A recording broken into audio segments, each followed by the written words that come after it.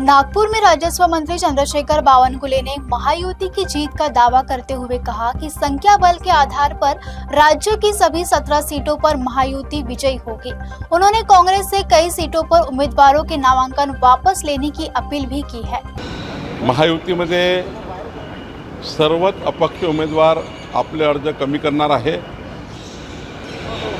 माननीय मुख्यमंत्री देवेंद्र फडणवीस जी, एकनाथ शिंदे जी, सुनेत्रा पवार जी, आमचे अध्यक्ष रवींद्र चव्हाण जी यांनी सर्वच अपक्ष उमेदवाराची चर्चा केली आहे आणि या उपर काँग्रेसला आम्ही विनंती केली आहे की इतक्या उन्हाळ्यामध्ये आणि पेट्रोल डिझेलच्या क्रायसिसमध्ये ज्या ठिकाणी काँग्रेसची संख्या फाईट देण्यापुरती नसेल त्या ठिकाणी त्यांनी निवडणूक अनौपचारिक करावी अशी विनंती आम्ही काँग्रेस पक्षाला केली आहे। मला विश्वास आहे की ज्या ठिकाणी लढण्याची स्थिती नाही आहे, शेवटी हे निवडणूक संख्याबळावर आहे आणि संख्याबळ महत्त्वाचं असतं, पब्लिक निवडणूक नाही आहे। ज्या पक्षाचे जेवढे सदस्य त्या पक्षाचा विजय आणि त्यामुळे चित्र स्पष्ट आहे। काही ठिकाणी नागपूरमध्ये स्पष्ट आहे, भंडाऱ्यामध्ये स्पष्ट आहे, चंद्रपूरमध्ये स्पष्ट आहे, अमरावतीत स्पष्ट चित्र आहे।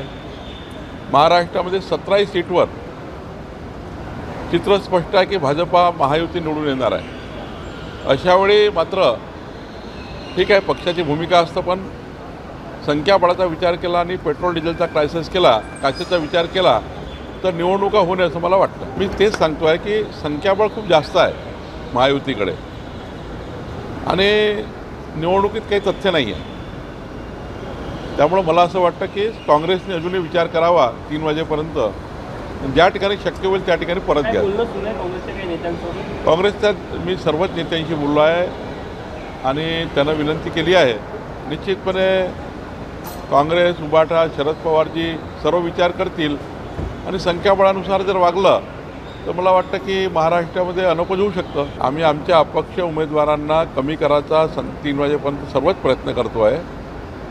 जे ऐकले नाही त्याचं बघू काय करायचं, पण जे मला वाटतं की 100% आमचे अपक्ष लोक ऐकतील, आमच्या पक्षाचे, शिवसेनेचे ऐकतील, राष्ट्रवादीचे ऐकतील आणि आपला उमेदवारी ज्या ठिकाणी जो लढतो आहे, भाजप लढते आहे तिकडे शिवसेना राष्ट्रवादी परत घेईल, काही ठिकाणी आमच्या लोकांनी भरला आम्ही परत घेऊ।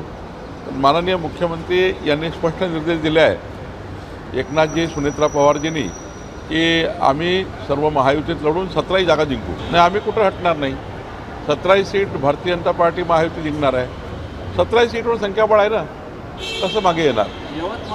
समजा अपक्षांनी अर्ज वापस घेतले नाही तर कुठली कारवाई पक्षाकडून महायुती? त्या पक्षामधले आमचे पक्षाचे अध्यक्ष निर्णय करतील, त्या पक्षाचे नेते निर्णय करतील की अपक्ष उमेदवार वापस घेतला नाही तर त्या पक्षाचा अधिकार आहे। पण मला वाटत नाही की फार बंडखोरी वगैरे होईल, काही अपक्ष लढतील।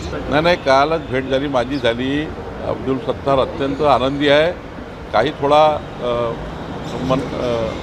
मनमुटाव असतात, काही मतभेद असतात, पण मनभेद नाही आहे। मतभेदापोटी काही स्टेटमेंट येतात बाहेर, त्यामुळे मला असं वाटतं याच्यामध्ये फार काही अब्दुल सत्तारजी हे सिस्टीमचे लीडर आहे, त्यांनी संघटनेची सिस्टीम पाडली आहे। मला वाटतं एकनाथ शिंदेजींचा ते ऐकतील आणि विड्रॉ करतील आणि काँग्रेसचे उमेदवारसुद्धा हा विचार करतील की ही निवडणूक त्यांना लढून काय उपयोग आहे। संख्याबळ नसेल तर फक्त हारण्याकरता लढायचं आहे, जिंकण्याची परिस्थिती नाही आहे, मग कशाला लढतील? उमेदवार विचार करतो आणि शेवटी उमेदवाराला लढावं लागतं, उमेदवार लढावं लागतं। समजा 700 मतं आणि 200 मतं इतका फरक आहे तर कशाला उमेदवार लढेल? केवळ आपले मतं घेईल आणि घरी जाईल। त्यापेक्षा पेट्रोल डिझेलच्या क्रायसिसमध्ये नाही लढलं तर बरं असं वाटतं। सोनाच्या चमच्याने बदामाचा ज्यूस पिऊन राहुल गांधी मोठे झाले आहे। त्यांना आर्थिक टंचाई काय होतं, गरिबी काय होते काही कळत नाही। आमचे पंतप्रधान नरेंद्र मोदीजी यांनी गरीब कल्याणाच्या, मध्यमवर्गीय कल्याणाचा विचार केला आहे आणि देशाची स्थिती भक्कम राहील याची काळजी घेतलेली आहे। त्यामुळे राहुल गांधींनी यावर बोलणे म्हणजे हास्यास्पद आहे।